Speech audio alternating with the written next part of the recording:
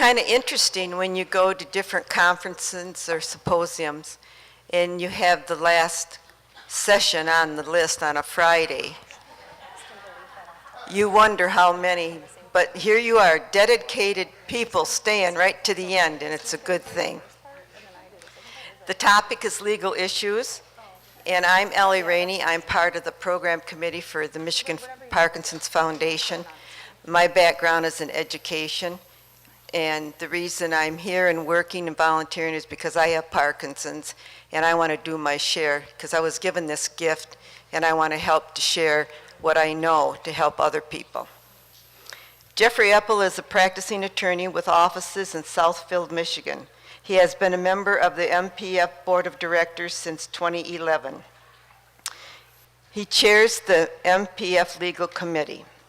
Mr. Appel graduated from University of Michigan Honors undergrad and attended Emory University Law School.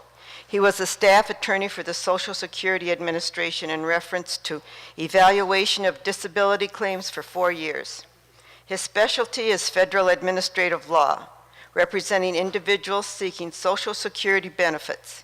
He is also the current vice president of the Federal Bar Association and is a frequent lecturer to medical and legal groups on disability issues. It is with pleasure that I introduce Mr. Appel. Thank you. I know a few of you from interactions we've had at the office and other places. My backstory, I thank you for the introduction. A number of years ago, I was asked to get involved with the Parkinson's Foundation to just do a quick disability project because I had a family member and a close family friend with Parkinson's, and I knew it real well, and I'm an experienced disability attorney.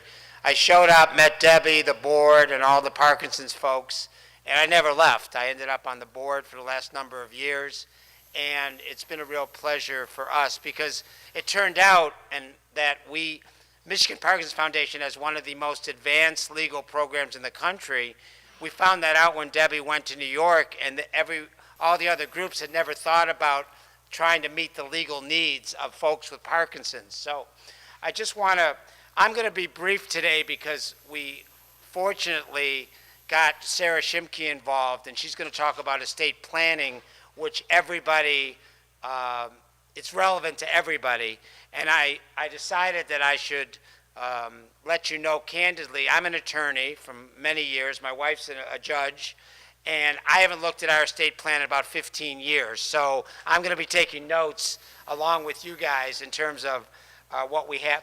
I did a one-page handout just to quickly describe the fact that we've dealt with disability issues successfully. Our goal, which is being achieved, is when you need to get on disability, we help you at no charge to get on the initial application. So you don't have to hire an attorney, you don't have to go through a hearing and go through all kinds of things. We also deal with any legal issues such as employment discrimination, making sure that when you're working, you get the right accommodations. We quietly counsel people to work as long as they're able to, and when they have to stop, we make sure that they have the disability benefits. So we kind of laid it out quickly in a one-page document. We're available. I've spoken to a lot of support groups, and Sara and I are available to speak to any support group, which is really good in a smaller setting. Now, I want to tell you just a quick story before I turn it over to Sara. A few months ago, Sara called me. I didn't know her, but she knew someone. I knew someone in her firm, and she got me involved in a mutual client on a disability issue that was quite complicated. I went over to the law firm of Jaffee Raitt in Southfield, and we talked about the client, and then she told me she was on some elder law committees, and I said, "You don't by chance know anything about Parkinson's, do you?" And she said, "Well, yeah, I have a lot of clients with Parkinson's, and I have a grandmother with a form of Parkinson's." And I said, "Well, are you interested in getting involved with the Parkinson's board?" She said, "Sure." So it was very fortuitous for us because estate planning is really important if you don't have a disease, but there are very particular issues involved. So I'm going to turn it over to Sara in a moment, and then at the end we'll leave time for question and answer. Sara and I will make sure you have our contact information because we're available to quietly talk to you on any issues that come up and a give and take. And afterwards, we'll be available quietly to talk. So I'm going to have Sara introduced, and then we'll go from there.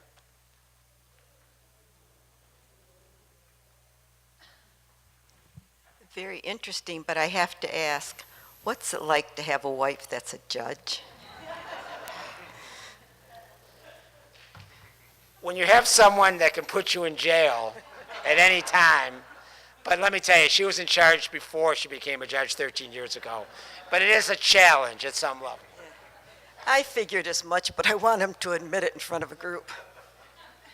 Sara's an attorney here in the Westfield, Michigan area. She's a member of the firm's estate planning and probate practice group, where she focuses on elder law, including long-term care planning, Medicaid planning, and veterans benefits. Sara also counsels and represents clients with special needs planning, blended families, tax planning, and real estate succession planning. Wow. Sara graduated from Northern Michigan University with a Bachelor's of Arts degree in political science and received her Juris Doctorate from Thomas Cooley Law School. In addition to practicing law, she is an adjunct professor at Western Michigan Thomas Cooley Law School. She is a member of the State Bar of Michigan Elder Law and Disability Section and a member of the National Academy of Elder Law Attorneys. Wow, I'm impressed. Here she is. Sara, go for it, girl. Thank you. Thank you. I think they just give you guys my background to make you actually sit here and listen to me for these 45 minutes or... Okay. So, as they said, I am Sara Schimke, and I am going to figure out how to work this. Somebody will help us real quick. So I always describe myself as a disability planning attorney, and we're going to talk about estate planning today. And as Jeff said, it's really important for everyone, not just those diagnosed with an illness. So when I'm dealing with estate planning clients, the first thing that I always hear clients say to me is, when I ask them why they're here, is, why are you here? Because I want to avoid probate. Very common, right? Nobody walks into my office going, I cannot wait for my whole family to be drug into probate court when I'm gone. It's going to be awesome. That doesn't happen. So first, let's start with, what is probate? What is everyone so desperately trying to avoid? So there's multiple types of probate. There's living probate and deceased probate, okay? Guardianships and conservatorships are the living portions of probate. The guardianship is the mental or the physical, medical portion, and the conservatorship is the money portion. So if a person becomes incapacitated or unable to handle their affairs or make their own decisions for themselves, and they haven't done the proper planning, then they end up in what we call living probate under a guardianship or a conservatorship. Okay? Probate estates, this is our deceased probate. These are used when somebody passes away and they've left assets in their individual name without a beneficiary, not in a trust. The purpose of probate is to then move those assets to the rightful new owners, essentially, okay? So it's a transfer process. Biggest misconceptions I hear about probate. It's great, I appreciate this lecture you're gonna give me about estate planning, but I'm married, my spouse can take care of everything. Not true. Huge misconception. There is no inherent right for your spouse to make medical decisions for you or handle your financial or legal matters if you were to become incapacitated or need assistance. Now, your spouse does have priority once you get into the probate system, but before that, there is no inherent right. And I always tell this story because it's a true story. I had a friend who was in her 30s, and gosh, this was about 5 years ago now. She was originally from Chicago. She traveled back to Chicago with her husband to stand up in her cousin's wedding. And during this time, she had 3 children. She had a 5-year-old, a 2-year-old, and an 8-month-old. So she's a busy lady. And while she was in Chicago, standing up in the wedding, they went on one of those arch stairways to take the wedding party picture. Her heel caught her dress on the way down. She tumbled down the marble staircase and hit her head on the floor at the bottom of the steps. she slipped into a coma. While her husband was in Chicago with her while she was in a coma, the doctor came to him and said, "We're really sorry. We don't think there's any hope for your wife. We need you to make some really tough decisions right now. But before you do that, I think you should consider getting the children down here to say goodbye." So he said, "Okay, I get it, I understand." And the doctor said, "By the way, I need to see your medical powers of attorney, the documents that tell me you have authority to do this for your wife." And he looked at the doctor and said, "What are you talking about? It's my wife." He said, "I'm really sorry." So while my friend's husband was dealing with this horrible tragedy, he ends up in probate court in Chicago, putting his wife under a guardianship so he can deal with her medical issues while she's in a coma. Now, I don't want to be a total downer today. The good news is she actually ended up recovering and made a full recovery, surprisingly enough, okay? Once she recovered several years later, she obviously still living here, her old job said, "You know what, we'll bring you back. You can have the same position. We're so impressed how you did. We'll bring you back." So she went back into HR to deal with all of the new paperwork and that, and they said, "Oh, wait, your husband has a guardianship over you. You're not a legally independent adult anymore. Back to Chicago you go to terminate your guardianship." All of that hassle and the stress of having to deal with that legal situation could have been avoided with one piece of paper, one document. So important, whether you're married or not, to consider estate planning, especially your living planning documents. And I'm going to talk to you about the details of those documents and what is important about them. Children on accounts, yeah, you're going to avoid probate, but what about all the other stuff? Because now you've added your children along with all their liabilities. If they go through a divorce, a bankruptcy, they get sued, your assets that they're on are now subject to all of that liability. Huge issues. Your estate's too small. I don't really have an estate. I actually just heard this from one of the doctors out in the hallway before we walked in here. Estate planning is so much more than just dealing with money. I think the important part is the living stuff, the stuff that we're going to talk about. The medical powers of attorney, the financial, those are the things that are going to make sure that you're taken care of if you are becoming healthy or during your life. That's what's important. And then my family will do the right thing. It's a really, really great theory, but we have an entire department at my firm dedicated to families that don't do the right thing called probate litigation. So I don't recommend relying on that. So when we look at estate planning, I always look at it in 3 phases. First, you have your traditional probate avoidance. Maybe we're doing some tax planning. We just want to avoid our assets going through estate planning. Then we have proactive planning. This is the planning that I refer to as when you can see some clouds out on the horizon, okay? Maybe there's a diagnosis of Parkinson's or something else, but you know that there's something looming on the horizon that we're going to need to deal with. And then there's the crisis planning. We knew that cloud was coming, but we buried our head in the sand like an ostrich instead and just didn't deal with it, so now what do we do? The good news is there's planning and things that can be done no matter what phase you're in.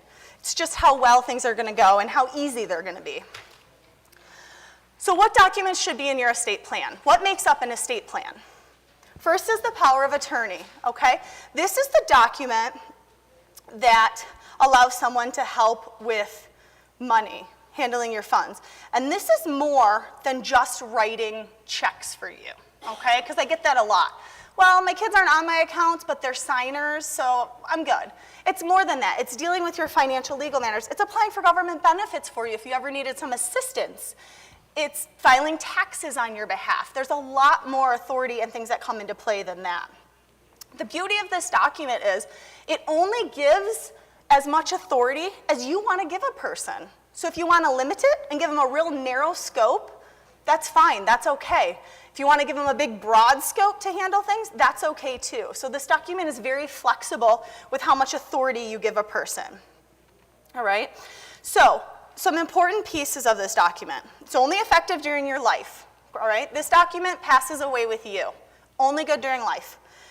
Next is spring versus immediate. This is the authority. When does this document kick into effect, right? I appoint Jeff to be my financial power of attorney. When does Jeff get to start seeing my accounts, filing taxes for me, helping with things. Your decision. You get to decide.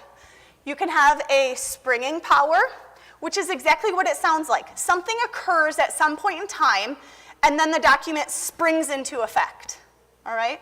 Or you can have immediate authority. The day you sign it, your agent technically has authority to do all of those things in the document you've told them you can do. Which one's better? There's not really a right and wrong, okay? Depends a lot on the person, the family situations, and a lot of attorneys have different opinions on this about what they should be. I can tell you from my perspective, as somebody who deals a lot with people with health issues and long-term diagnoses, that I prefer documents that are effective immediately. Why? Because I can guarantee you the time that something goes wrong, it's going to be about 4:55 on a Friday afternoon that it's going to happen, right? And your bank's closed on Saturday and all that good stuff, right? So I don't want to have to go through getting doctors to deem you incompetent before somebody can step in and get involved and help. I had a client one time call me. I had worked with this family for years, and I had done all of her dad's long-term planning. I had done her mom's. I'd worked with the family for years. I knew the daughter really well. She, of course, called me at 4:50 on a Friday in a panic. Mom fell. She's in the hospital now. She's so sorry to do this to me, but she needs me to get out there Saturday morning so she can get some documents signed because nobody will talk to her and nobody will deal with anything. Told her to take a deep breath, go in her mom's drawer where her mom had told me she was going to keep the documents, pull them out. They were already there and in place. There was nothing more the daughter had to do. One thing off of her plate during a crisis time. It's just my opinion. The other thing that I think is important to think about in that situation is that, remember, you're giving somebody a lot of authority when you give them this power, okay? They're going to be in charge of your financial and your legal matters. They're going to handle your money for you. If you don't trust this person to deal with those appropriately and not abuse or overstep their bounds while you're competent and capable to watch them, why are you going to rely on them once you're not able to watch them anymore? It kind of seems silly to me. And I always tell people, if that's a concern, we're going to back up the conversation and start over about who these people should be. The one thing that's important in these documents, again, is planning authority. What if there is a need for some long-term care? All right, what if we need some benefits, some of those VA or some Medicaid or some in-home help benefits, something along those lines? You have to have the authority to do the appropriate planning and applying for those benefits in the document. So it's really important to have those in there. Again, the documents are subject to abuse, like we just talked about. It's a lot of authority that you're giving people, so choose wisely. I get clients all the time that say, well, my boy Johnny, he's my oldest. I should probably make it him. Well, tell me about Johnny. Well, he's on his third wife, 4 kids, think he just finished his bankruptcy, so that's good. No, let's choose wisely. Choose somebody that you trust financially, that has the same financial values that you do, and that's going to do what you want them to do with this responsibility. One thing I always like to point out that people don't think about, for anybody that has kids or grandkids in college, guess what? Your kids are all legal adults. That means without this document, nobody has authority. I always like the story of the parent that sends the check every month to the college for the tuition, but when they call because there's some weird stuff going on to find out if their kid's going, the college doesn't tell them anything. You can keep sending those checks, but you don't have a right to get any information or know anything. Think about that with respect to financial and legal matters for those young adults. All right. Next is the patient advocate designation. This is the medical one. This allows somebody to make medical decisions for you in the event that you can't make them. Some important things to note in this document is a HIPAA release. They should all have HIPAA releases, okay? Although these documents by statute cannot be effective until the person, you, are not able to make medical decisions for yourself, the HIPAA releases can be effective immediately. Why is that important? Because your family or the person that you've selected can get the medical information, can be involved in care. They just can't trump any decision making you are entitled to make until you're no longer to make those decisions for yourself. Kevin's Law. Did I think I might have skipped on you. Nope, I didn't, sorry. Okay, Kevin's Law.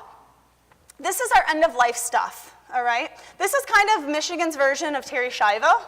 We all remember that case from years back, right? So Michigan has said, the Supreme Court has said, if a decision has to be made because there's nothing in place about terminating life support, all right, we're always going to err on the side of caution, meaning that if we have to make a decision about somebody's life, there's a chance we're going to make the wrong one, and I would rather have the wrong one be that they live than they pass away. What does that mean? Why is that important? That means that if you don't want to be kept alive by artificial means, you have to be explicit and clear in a document, okay?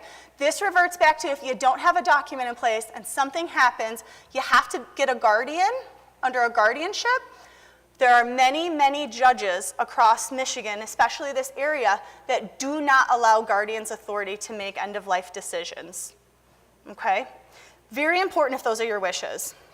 And also mental health needs to be in these documents if you want somebody to be able to make mental health and treatment decisions for you. These documents also have a limited scope. They're, again, valid during life with one pretty small exception, is that you can authorize your agent, your patient advocate, to approve an autopsy or make organ donations if that's your wish. So that's the limited scope beyond death. Otherwise, these documents also terminate with you. Who gets a copy of this document? Once you sign it, who should have it? I'm a firm believer that everyone should have it. Give it to everyone you know, all right? All your doctors, your hospitals, next time you drive by, drop one off. I make my husband keep one in his car, all right? He tells me I'm completely neurotic. I think I'm thorough. Difference of opinions, but so be it. But the fact of the matter is, if you've put this document into place that tells people what these important wishes are of yours, you want people to know about it if it becomes time that it's needed, right? You don't want it hidden. What good does that do? Put it out there. Let everybody have it. Okay, next is the will. A will is a document that determines who gets your estate, okay? Again, remember, anything that passes through probate, anything that's left in your individual name goes through probate. The will determines that, all right? Wills are nothing more than instructions to a probate judge about what to do with your assets once they end up in probate court. The most common misconception about documents that I get is that you have a will, so you've avoided probate successfully. It's not true. Just instructions to the judge, all right? It has no authority during life. It's really a backup plan, an important backup plan, but it's still a backup plan. Now, a will coupled with some beneficiary designations, sure, and some powers of attorney, absolutely can be a sufficient estate plan for many, many people, okay? But there is another option, and that would be a trust. A trust is kind of a hybrid document. It spans life and death. And one thing that's always important with trust is to understand that there's three groups of people with a trust. There's the creator, the trustee, and the beneficiary. All right? The creator is the person that creates it. It's you during your life. You create the trust, it operates as you, uses your social security number, taxes aren't filed differently, nothing really changes for you other than the name block on your bank statement. Trustee is the person in charge that manages the assets within the trust. Usually you during life, somebody else upon your death or incapacity. And the third is the beneficiary. You're the beneficiary during life. On your passing, then the trust would determine who becomes your beneficiaries, your alternate beneficiaries. So trusts really control the who, what, why, where, when, and how. And you get to determine all of that by the terms of the trust. So you can create trusts and build it based on your needs. Now, years ago, and there's still some people out there doing that are really big what I call trust pushers, okay? Have a trust, you need a trust, everybody needs a trust. It's not really true. They're really great for a lot of people, but not everyone needs one. It really depends on what your wishes and what your goals are and what your family situation is, okay? There's many reasons to do a trust. You may do it for some tax planning to get some tax advantages, for probate avoidance with control of the assets upon your passing. There may be somebody in your family with some special needs or disabilities or long-term illnesses. You may need to protect the beneficiaries from yourself. For example, let's say there was a family, 2 kids, you know, one of them, he's had his first $2 the tooth fairy ever left him. He's now, you know, in his late 20s. The other one's a female, young, rising attorney, really great, kind of personable. People like her, but she has a fantastic shoe collection. Probably, maybe she gets her stuff controlled a little more, spread out disbursements instead of getting a big lump sum, and maybe the son who has every penny he's ever been given, still sitting in a shoebox, you know, he gets his right away. Obviously, I exaggerate, but the purpose of that is that you can control distributions and money and protect beneficiaries from themselves. Again, you don't have to, but sometimes you have to look inside at your family and at the people's real traits and determine what's better for them. And the beauty of trusts is that you really can do anything you want with them. I mean, I've done trusts for kids where there's issues. I had one lady whose son, you know, great guy, great person, just kind of bounced around from jobs, never really had a career. She knew, I mean, it worried her that if something happened to her, he was never really gonna have a retirement. He wasn't a saver, he was more of a live, fly by the seat of your pants. So we created a trust that was intended to be his retirement. We structured it like a pension for him that gave him some money every year, every month, and she got the peace of mind knowing that he would be taken care of into old age, because that was a worry for her. I've done a $1 million trust for a cat. Swear to God, really did it once, all right? You can do it. If that's your wishes and that's where you want to make sure your money's protected and it goes, so be it. One thing to keep in mind about trusts is you need to coordinate your trust with your financial power of attorney, okay? So you don't go in and just get a trust. Everything has to be looked at as one big group and one package and one intricacy. They need to be coordinated together. I prefer within trusts, and I've done it within powers of attorney too, is that, you know, again, how do we determine that the successor takes over for the trustee, okay? When are you no longer in charge of your money in your trust, or your power of attorney for that matter? The most common way to do it is when you're deemed incapacitated or incompetent by 2 doctors. That works. I've used a disability panel in the past, which is essentially your doctor and somebody else, a spouse, a kid, something. Again, a little more flexibility. We're not trying to hunt down multiple doctors, which can be difficult, again, on that, you know, Friday evening issue, when you're in the hospital and the doctors have never met you and all of those sorts of things. So I like the flexibility of a disability panel. FADA. This is the Fiduciary Access to Digital Accounts Act. FADA was just signed into law about 2 weeks ago, and it goes into effect June 27th of this year. What FADA does is allows your fiduciary, either your trustee or your agent, your attorney, in fact, under a power of attorney, to have access to your digital assets, okay? Now, this can be everything from online banking accounts to your music that you've paid for this great iTunes collection, to your tweets and your Twitter feeds, okay, people, if you're out there tweeting. But this is important to some people. And so it has become a new thing, and it is something that we are planning for. So FADA, you know, digital account releases should be in your trust and in your power of attorney. Special needs planning. Even if you don't have anybody in your family that has you know, any known disabilities, you never know what can happen. Late life disabilities happen, right? And we want to make sure that people are protected. So even there should be some sort of kind of backup special needs language in your trust that says if somebody does get diagnosed or has an illness or an injury or a disability, here's how we're going to protect that person so we don't ruin any benefits and protect the money I want their lives enriched from and all of those sorts of things. So those are important. Funding. Biggest mistake people make, okay? A trust is this great basket that you build with all of those rules we talked about, those who, what, why, where, when's, how. All of those rules go into this trust and that builds the basket. But in order for that basket to actually control your assets, you have to move your assets into the basket. Otherwise, you just have an empty basket. How do we fund the trust? How do we move our assets in? We retitle them or we name the trust as beneficiaries. The same thing that we would do if we didn't have a trust. Beneficiary designations could be people, can be a trust, okay? Retitling regular checking savings accounts, if you have a trust, those accounts should be titled into the name of your trust. If you don't fund the trust, do you know what you have? You have a big book of fancy paper that you paid somebody to do that you're gonna have to lug down to the probate court because that's all it's worth at that point, okay? Think about Michael Jackson. It's a good example of this funding issue. He had minor children when he passed away.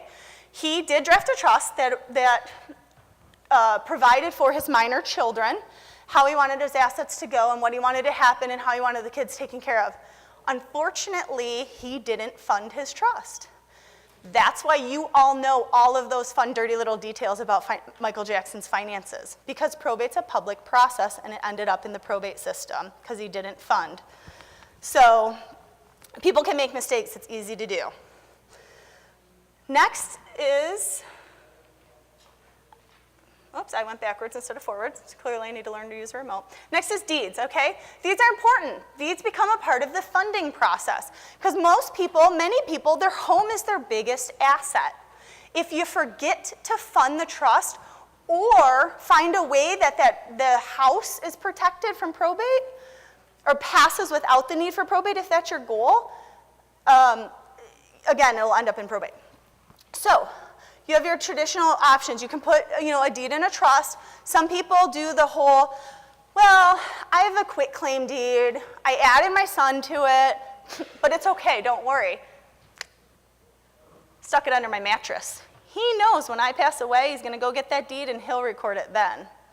Problem, you've created some big tax issues, okay? When a deed passes or a piece of property passes to somebody upon their death, your beneficiary gets what's called a stepped-up basis, meaning that if they go to sell it, they don't have any capital gains on it if they're selling it right after your passing, right? They get to wipe the capital gains. When you add somebody during life, they don't get that. So your child could potentially owe some major capital gains on that property. Also, they can go back and uncap your taxes back to the date you signed that deed. So if that deed sits under your mattress for 20 years, you could have some big tax issues, okay? I love ladybird deeds. I kind of call them a secret weapon.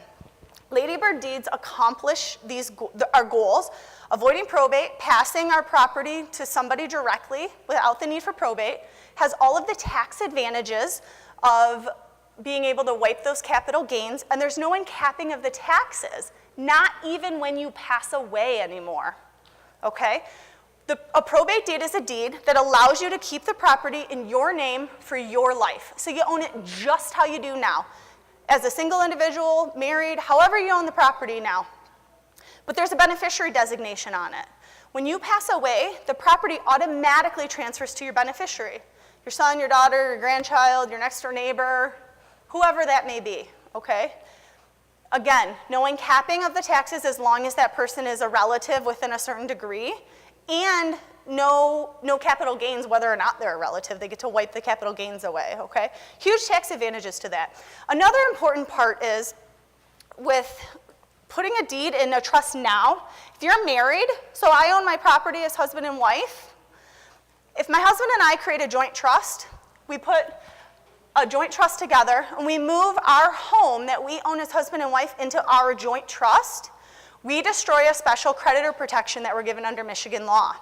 When a husband and wife own joint property together, they get a creditor protection from their individual liabilities. So if one of the spouses was sued in a car accident, something happened, the house would be protected from those liabilities as long as it's in their joint married names. If you move it into the trust, you give that up and you subject the house to liability.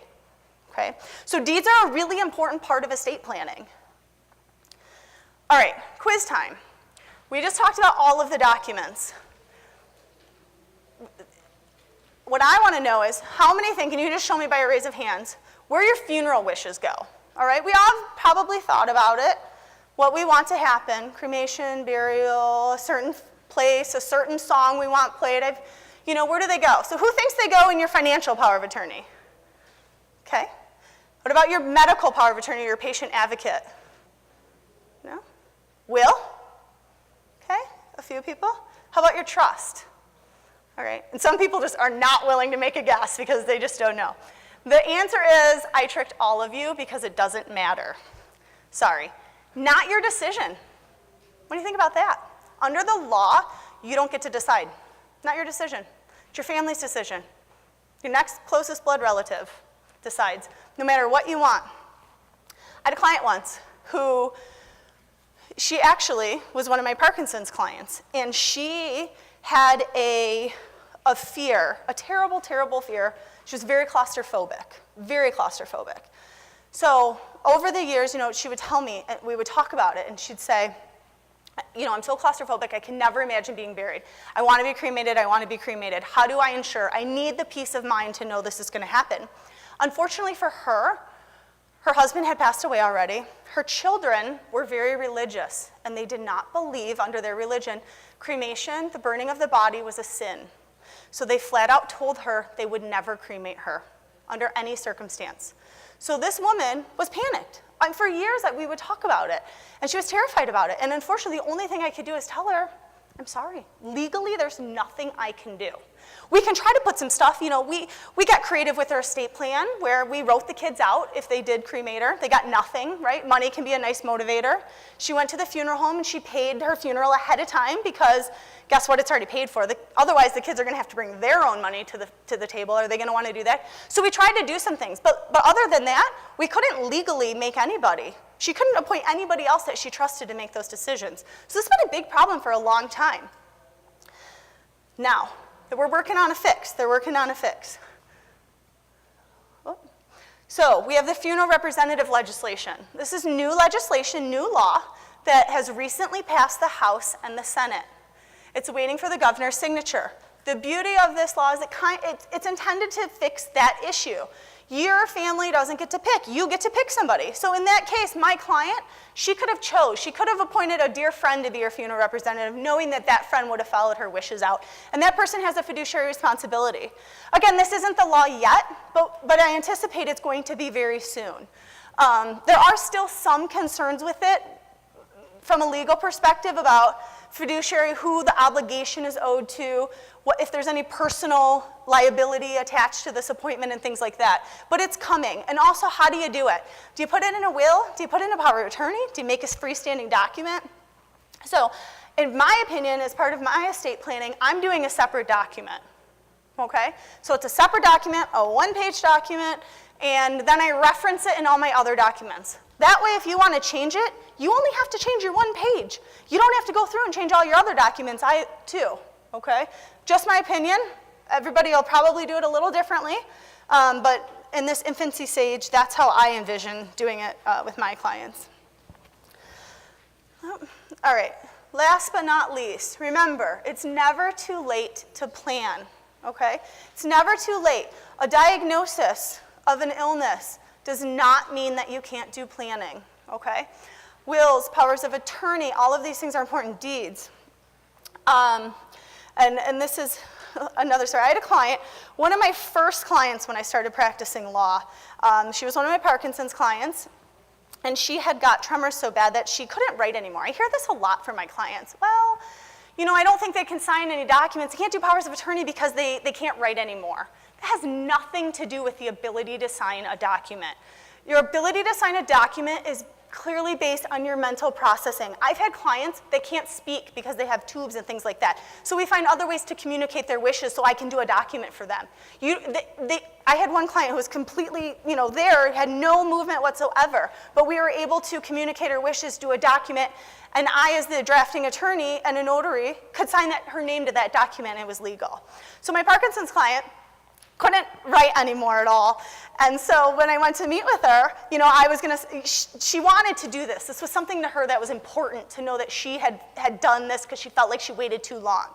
So I said, okay, beauty of it is you can put whichever you want on that line because I'm just going to sign this one little piece of paper on the back that says that's your signature. So whatever you want it to be, it can be.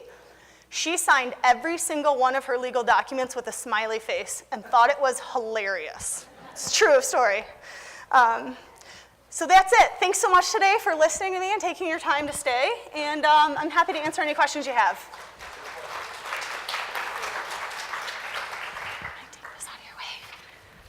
we're going to have time. Can you hear me? Okay. That's all right. Okay, testing, got it. All right. Before we start, we have time for a few questions. I just want to say it's too bad, that Sara doesn't have some enthusiasm for this. But I really want to compliment her on the fact that she has definitely showed she has some deep knowledge for her subject area. And I love the idea she related it to our personal, real life experiences. Just, try to get some enthusiasm. I hear that too much, I know. No, it's not too much. We enjoy it. Okay. Yeah. Yeah. I think Yeah, there- are there any questions? And also Sarah and I are going to stay after for any kind of consultations. Did you have? Yes, right here. Elderly mother-in-law, and she has a quit claim deed. Her power of attorney's been changed to one of the daughters.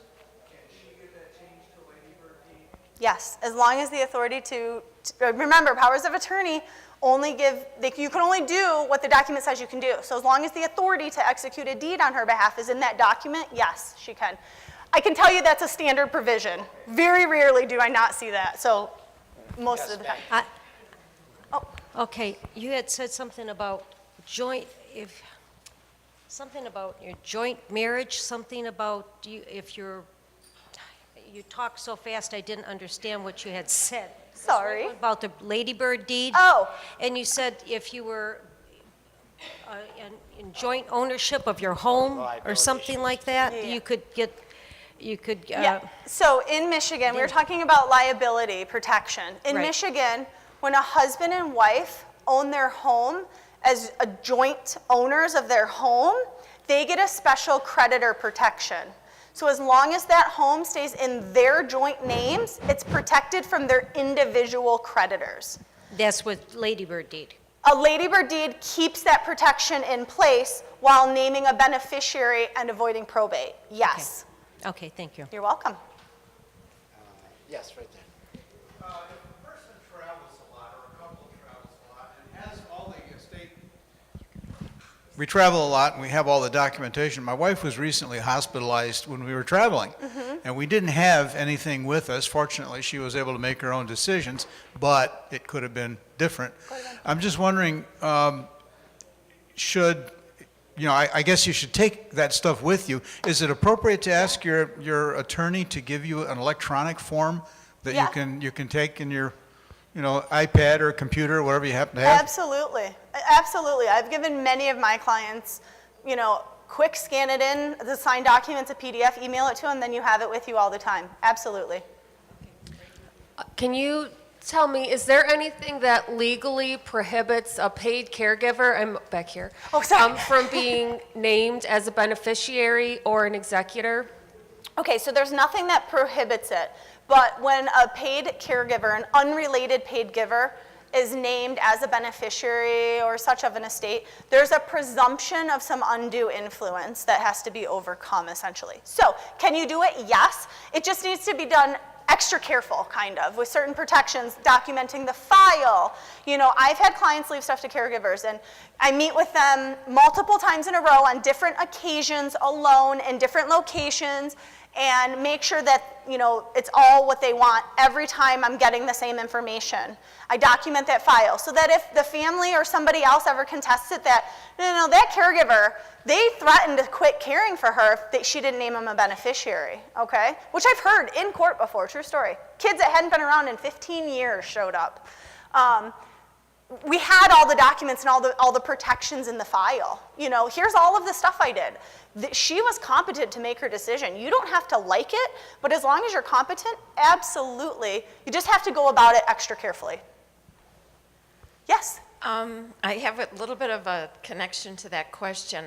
I have no children, and if my parents are very elderly, and my siblings are gone, if there's nobody on my side of the family, I'm assuming when my spouse dies, when I die, it might be a niece or somebody, a cousin, an extension that might become a beneficiary if Sure. I don't do anything on the legal side. Yeah?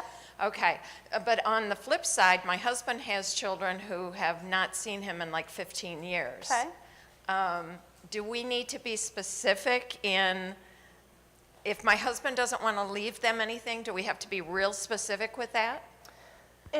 So if you're talking about in your estate planning documents, yes, I always mention that, and I usually just put something in those documents that say, for reasons personal in nature known to me, I have chosen not to include them as a beneficiary or a recipient of my estate. Okay. And that's that. All you really have to do is show that you didn't forget about them. Okay. You don't have an obligation to give stuff to your kids if they're crappy. You No. just have to show that you didn't leave them out. Yeah, you just have to show that you didn't do it on accident. Oh, by accident. Right, Okay. or that you had an illness and you forgot you had kids. That's all you got to show. Absolutely. Hey, now I gotta call my kids and tell them that. Everybody call your kids and tell them you love them tonight. Right? Or your parents. Yeah, okay. one more. Can the medical power of attorney be the same person as your financial power of attorney? Absolutely. In many estate plans, all of those roles are the same person. Yes. I had a question about the trust and the deed to the home. Somebody had mentioned to me that it could be an issue if your house is in a trust, if one of the persons ends up having to go in a nursing home. Is that correct? That is correct. That is correct.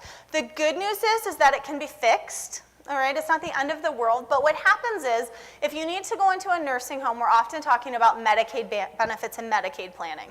Under the Medicaid rules, you get the person in the nursing home and the spouse, for that matter, get to keep certain assets and still have Medicaid pay the nursing home bill. The home is one of those assets. The problem is the Medicaid rules and regulations say that the home is only non-countable if it's not in the trust. So you just got to pull it out and put it back in a name. It's an easy fix for any attorney. Is there a time limit? Nope. You can do it the day before you file the Medicaid application.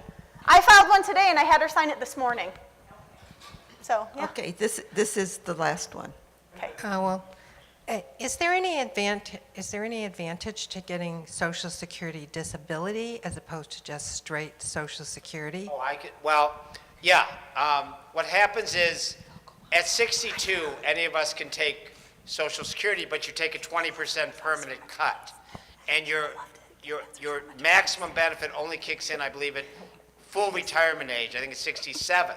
So what we're seeing a lot is if you're below 66, or if you're 60, 61, 62, 63, 64, you get your full maximum benefit when you get on disability. So I've taken folks who have Parkinson's, who are in the young 60s, we get them on benefits that gets them immediate Medicare and gets them a permanent maximum benefit, which makes a difference. I've even had folks that are already on reduced benefits at 62. We then get them at 63 or 4. It bumps up their benefits and pays them some back. So yes, it's extremely important to get on disability, even if you're in your 60s. Once you're late 60s or above, it merges together, so it's not important.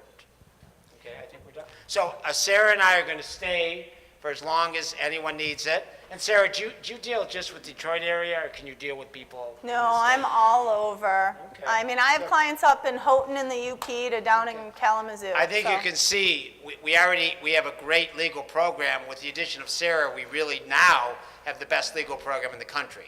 So we're very proud of it. So I want to thank you. I learned a lot from Sara. Thank you.